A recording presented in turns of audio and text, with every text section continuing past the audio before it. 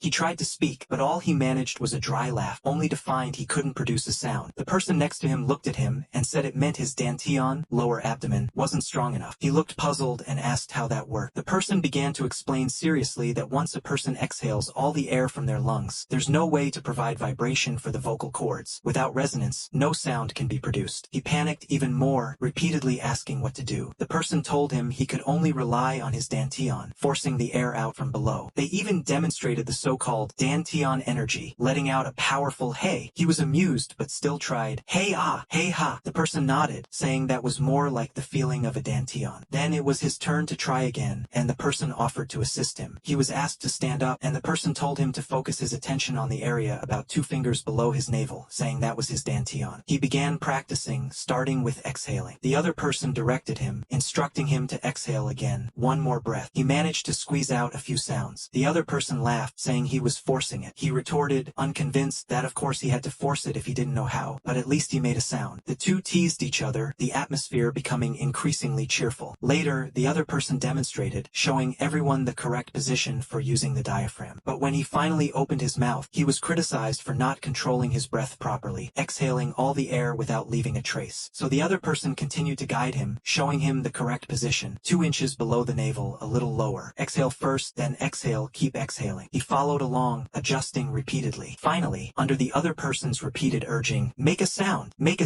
he finally managed to manage a sound. Everyone burst into laughter.